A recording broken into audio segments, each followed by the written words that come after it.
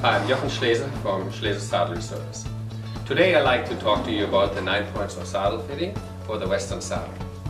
My passion is to protect horse and rider from long-term damage. I see a lot of people out there to fit their horses, but unintentionally hurt the horses.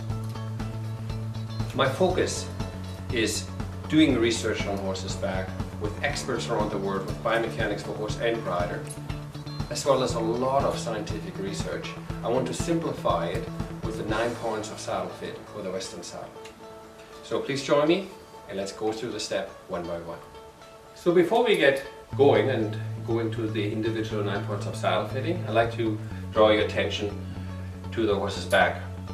I have drawn a figure here what humans use since 4,500 years and figured out where the horse can carry the most weight for a long period.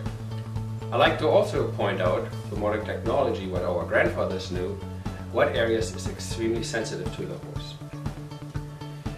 The flank area is where absolutely no pressure should be. Now, the difference between pressure and contact I will go into a little bit later through the individual stops.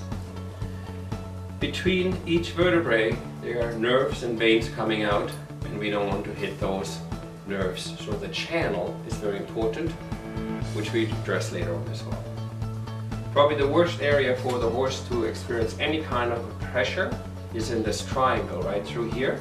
We don't want any pressure in this area. I want to go more in detail when we talk about the tree width and the tree angle. So the next area, what is very important, is this point right here. Very important for endurance riders or long distance riders.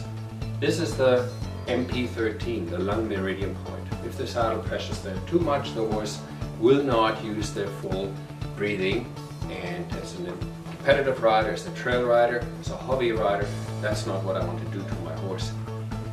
Same stuff your ears are made of, cartilage. It's a huge blob of cartilage on top of every horse's shoulder blade, and that is something we do not want to damage. So you see there's a lot of red, but you also see there's an area right here. That's the area where we want to focus when we go through the 9 points of saddle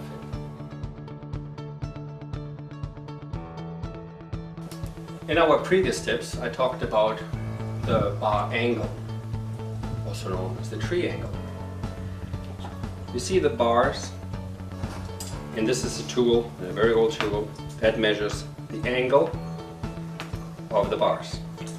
Now I'd like to talk to you about the width of the bars. How wide are they from this corner to this corner? I'd like to show you on the horse when it's too wide, and I'd like to show you when it's too narrow, and how to determine is the proper width for your horse. So before you put the saddle on, what we would like to do is go to the horse and mark some areas which you can't see because it's hidden by a Navajo pad or by the saddle.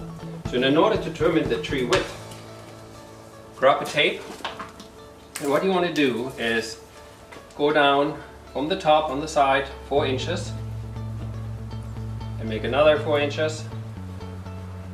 Okay. And then right behind the shoulder blade, right there where the end of the mane is, make a line, and the first mark go to the withers, and then the second mark go straight back. What I'd like you to do is run a horizontal line forward on both lines. Now you can put the saddle on with your Navajo pad. Now that you have your Navajo pad on the saddle, put those marks on your Navajo pad, and then grab a pen. With the pen or with your hand, you can feel where you want the pressure and where you don't want the pressure. If the tree width and the bars are too far apart, the dead giveaway is, with the slight pressure, there is no wither clearance. This particular saddle is sitting right on top of the spine of the withers because the bars are too far apart. If I check and put my hand in this section, I call that section 1, this is section 2. In section 1, I want to easily get my hand all the way underneath the swell. I can do that easy. And on section 2, I need to feel that bars contacting, which I do. So while I have a nice wide tree width, the bars are wide, but they're too wide because it sits right down on top of the spine. Let's put a different saddle on and check that.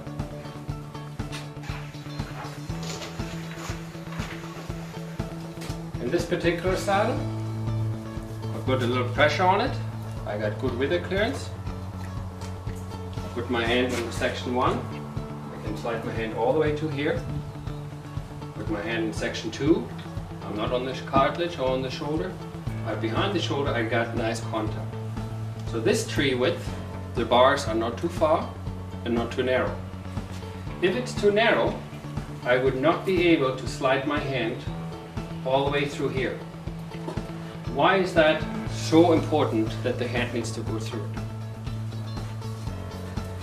This red area right here, all the way to the base of the withers, is a super sensitive area. No saddle should hang off the wither muscle like a clothespin and pinching in that area. This particular saddle has the right tree width. Why is it so important to have the right tree width? If the tree is too narrow, this big shoulder blade cannot come through. The tree is literally too narrow for that shoulder blade to come through. If my thumb would be the tree width, this particular movement is very painful for the horse, and the horse would stumble and cannot stride out properly. All of these red areas are areas where it causes the horse's long-term damage. You can try it on your horse. Below the 4-inch triangle, there's a lot of contact pressure the horse will tolerate. We want to distribute that area, the contact over this entire area, but no pinching on the spine, in the lumbar, on the cartilage, on MP13, and for sure not in the triangle. How much pressure do I have to use to break a grape? Not a lot. How much pressure do I use to squish the juice out of a lemon? So if you visualize pressure like lemon here, less than grape pressure, this is where every horse will twitch. The horse is not sore, you see the twitching through here, but if the tree is too narrow and pinches, this is extremely painful. The horse will hollow, get hissing spine, will have SI issues. So I hope those tape, these videos, the tips, all the little points we showed you will help you and your horse to protect yourself from long-term damage, but mainly the horse on unintentional damage we do not want to do. Thank you very much for watching this video. I hope you find these tips very helpful. This is my calling, my passion. I like to protect horses and riders from long-term damage. Everything I showed you here, if it's your own horse, if it's your Olympic horse, if it's your pleasure horse, you will see he will be thanking you by you knowing more where the saddle can and should not sit. Thank you very much.